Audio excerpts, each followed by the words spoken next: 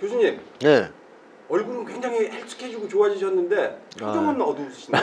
이상한 오늘 컨셉이신데요? 아 이거 좌파들의 준동에 내가 이제 잠을 못 자겠어요 요새. 아니 좌파 끝난 거 아니에요 이제? 그러니까 나 선거 끝나면 이제 할 일이 없을 줄 알고 이제 기생충들 돌보려 그랬는데 아 기생충들이 여전히 준동을 하네요. 내가 이제 돌아버리겠어요. 어디 연구실에 기생충들이요?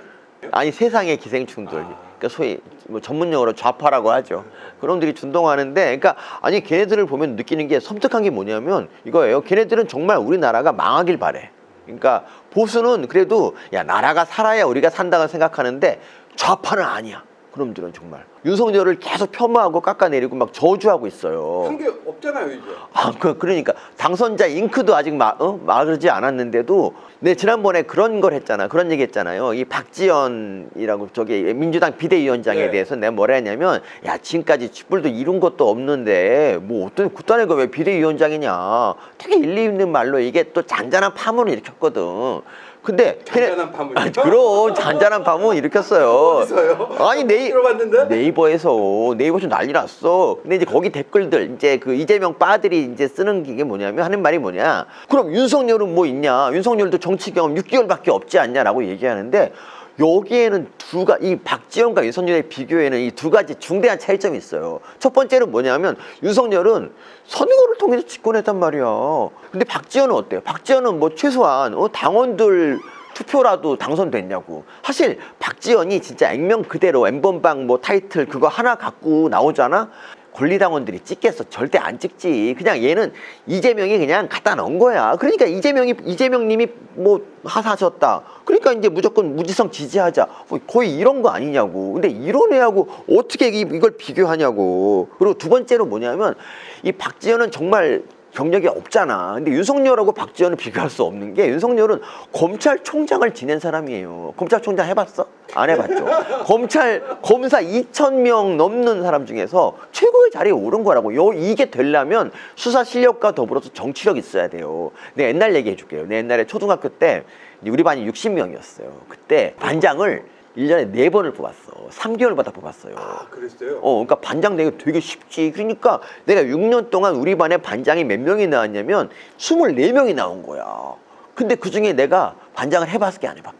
분위기 보니까 못 해보신 것 같은데. 반장, 부반장도 남자, 여자 하나씩 뽑았는데 부반장도 한 번도 된 적이 없고요. 내가 너무 불쌍해서 내가 짝한테 부탁해서 한 번 이렇게 추천해서 나간 적 있어. 그래서 2표 나왔어요.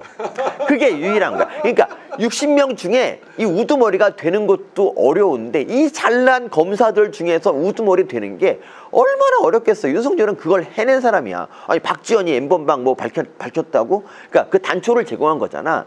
윤석열 이 당선인은 검사 시절에 그런 사람을 진짜 5만 7천 명이 넘도록 잡아 놓은 사람이야. 그래서 우리가 편안히 잠을 잘 수 있는 게 다 그 덕분이라고요. 이게 비교가 되냐 이거냐. 근데 더 웃기는 건 그러니까 윤석열 후보 이런 윤석열 보고 그러니까 사실 검찰총장 되는 것도 어떤 정치력이 있어야 되잖아. 근데 이걸 갖고 이제 다 뭐 없다고 하면은 그 문재인은 뭐냐 이거지. 이 문재인 저기 뭐 나무위키 가 보면 써 있냐면 문재인 대통령은 원래 정치에 생각이 없었어. 그냥 2009년 뭐 민정수석 한번 하고 막 그랬는데 어쨌든 정치에 본격적으로 뛰어든 건 2011년이야. 2011년에 문재인의 운명이라는 그런 책을 쓰고 본격적으로 정치에 뛰어들어. 그리고 2012년에 이제 국회의원 선거에 나가죠. 누구랑 붙은지 알아? 손수조잖아. 손수조 알죠? 손수조. 네네. 손수조가 그때 27살이고 손수조 경력 보면은 주례여고 총학생회장. 이게 경력이야. 그러니까 이 골리앗과 다윗의 싸움이라고 막 그랬단 말이야. 그때 문재인 대통령이 몇 표 얻은지 알아? 모릅니다.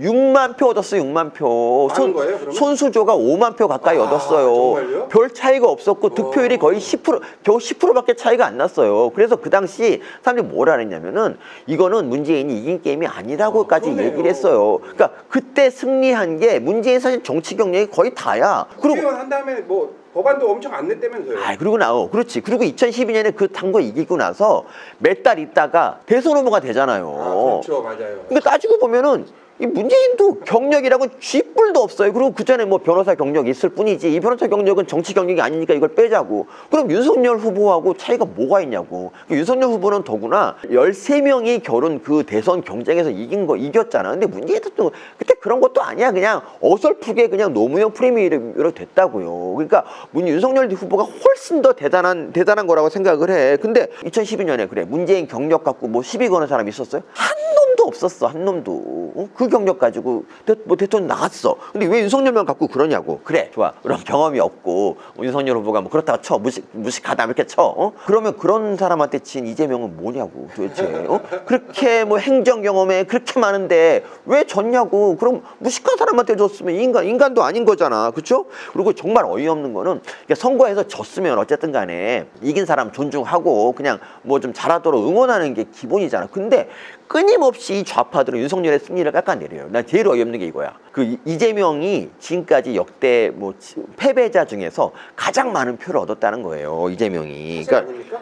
사실 맞아. 그러니까 1614만 표인데 이게 당연한 게 지금까지 유권자 수가 계속 늘었고 이번 유권자가 사상 최대예요. 그러니까 그에 걸맞게 윤석열 후보도 1639만 표로 역대 가장 많은 표를 얻은 사람이라고. 근데 왜 그런 거는 주목 안 하고 왜 이것만 갖고 뭐라 그러는지. 원래 선거라는 거는 그리고 뭘 한 표만 이겨도 뭐 이긴 거 아니냐고. 근데 왜 갑자기 차이가 얼마 안 나니까 뭐 니네들 뭐 제대로 이긴 거 아니다 뭐 이런 식으로 이제 얘기를 하잖아요. 작은 표차를 이겼으니까 겸손하고 나대지 마라라고 한다는 말이 맞다면 500만 표 이상 이긴 이명박 대통령한테는 그럼 그에 걸맞는 야 그럼 500만 표 차이고 그때 지지율이 거의 48% 대 26%뭐 잽도 안 됐어요. 예. 그런 사람 그럴 때는 그러면 애들 납작 엎드려서 찍소리도 안 했어야 되잖아. 근데 걔네들 뭐 했어? 이명박 대통령이 2008년에 그 500만 표 차이로 이긴 이명박 대통령이 취임을 딱 했단 말이야. 3월 달에. 그리고 4월 30일 날 MBC가 왜곡 보도를 하고 그리고 5월 1일부터 얘네들이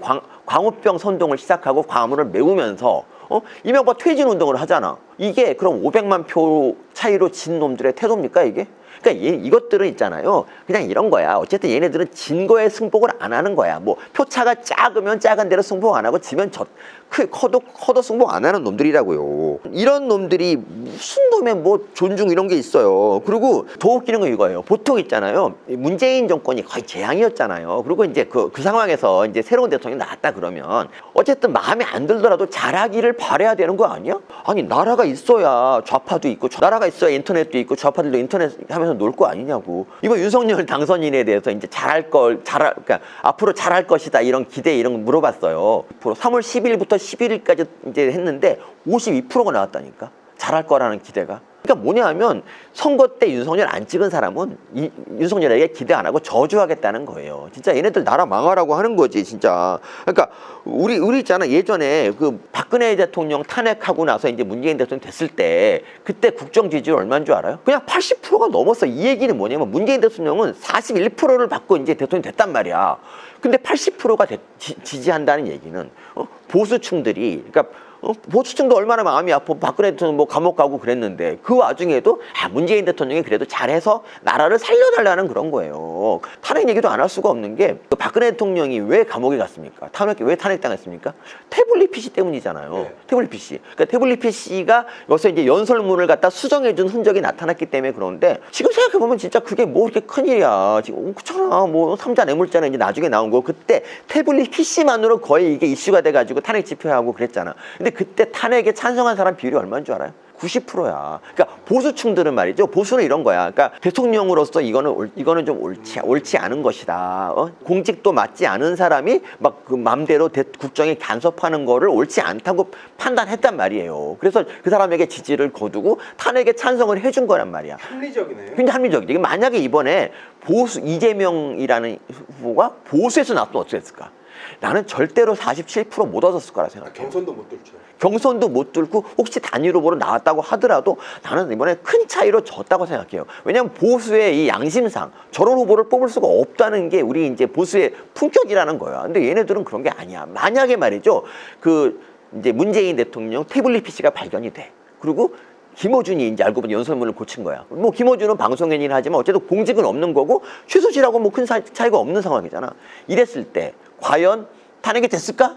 절대 안 되지. 오히려 김어준이 능력도 좋은데 공짜로 해주면 이건 개꿀이라고 얘기를 하면서 탄핵이 안 됐을 거라고. 난 이게 너무 진짜 어이가 없는 거예요. 진짜 이런 게 바로 보수. 그리고 이제 대선 이제 바로 직전에 이제 그게 기억이 나는 거야. 그게 그러니까 원희룡하고 이제 유시민 이 두 분이서 이렇게 백분 토론에서 이제 붙었는데 이제 유시민이 이런 말을 해. 근데 전에도 비슷한 말 한 것 같은데 유시민이 물어봐. 만약에 이재명이 되면 어떡할 것이냐. 그랬더니 이제 원희룡이 이렇게 말해. 이제 받아들일 수 없다고 얘기를 해. 그게 이제 무슨 말이냐면 심리적으로 이게 이런 사람이 된다는 거를 도저히 그럴 수 있잖아. 야, 거기서 유시민이 기회를 잡았다. 그때까지 토론에서 발리고 있었는데 갑자기 이러는 거야. 그때부터 니네들은 그게 문제다. 대통령이 뽑히면 선거에서 뽑히면 그걸 인정해주고 존중하는 게 그게 이제 뭐 그게 민주주의라고 하면서 일장연설을 하는 거야. 근데 니네들은 그러지 않는다.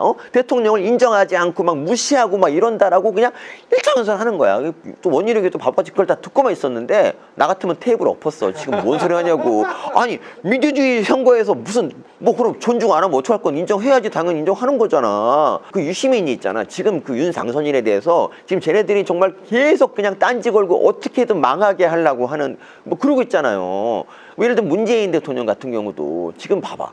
자기가 이렇게 뭐 해놓은 뭐 자기가 잘했든 못했든 간에 어쨌든 윤석열 후임자가 왔으면 후임자가 더 나라를 발전시키도록 최소한 문재인 대통령은 나라 통치를 했던 사람이잖아요. 그러면 그냥 그 경험도 좀 전수해 주고 그리고 그냥 더 잘하라고 하는 게 그게 맞는 거 아닙니까? 맞죠, 예. 문재인 대통령이 편안하게 살려면 나라가 잘 되는 게 낫지. 나라 망하면 뭐 전직 대통령이고 뭐고 없잖아요. 그런데 와 하는 거 봐봐. 지금 완전히 딴지 걸고 지금 아예 방해하려고 작정을 했어요. 아니 한국은행 총재를 왜 자기가 임명한대. 그거는 한국은행 같은 그러니까 지금 공기업 그동안 못했던 그러니까 그렇게 낙하산을 하고도 아직도 모자란 낙하산을 지금 막 꽂는 거는 이해할 수 있어. 근데 정말 중요한 자리 있잖아. 뭐 한국은행 총재 같은 그런 거 그리고 그 원자력 관련한 그런 인사 이런 거는 최소한 다음 정부에 맡겨야지. 왜냐면 자기랑 철학이 다르잖아요.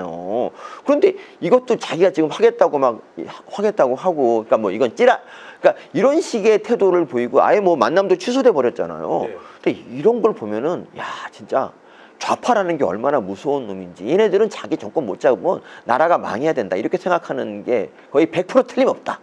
전 이렇게 봅니다. 제가 정말 바라는 건 뭐냐면 윤석열 후보가 정말 잘 해가지고 내년에 5년 후에 원희룡 후보나 오세훈 후보나 누가 됐든지 우리 국힘 후보한테 평화로운 정권 이양을 하고 그리고 이제 그렇잖아. 이렇게 우리 편한테 권력을 넘겨줄 때 그거 알아? 짜릿함. 너무 짜릿해. 그게 얼마나 짜릿한 줄 알아?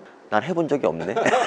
근데 그런 거를 했으면 좋겠어. 그리고 이제 좌파 몇 번 더 그렇게 하면은 좌파는 거의 이제 멸종된다. 왜냐하면 4번만 하면 멸종되는 게 좌파는 돈과 권력에 그냥 기생하는 애들인데 이 돈줄이 말라버리면 얘네 망하게 돼 있어. 4번이나 해야 돼요?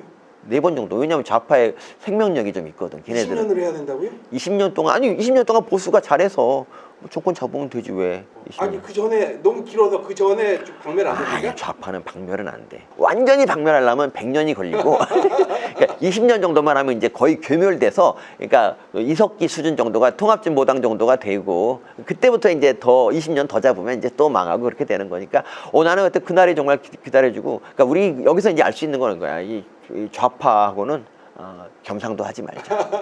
교수님 그러면 앞으로도 할 일이 많으시겠네요? 제가 엊그제 그거 썼잖아요. 기모란을 한번 저격했는데 이런 식으로 우리가 좀 경계해야 될 좌파들 그리고 그들의 아주 더러운 행태를 막 낱낱이 밝혀야지.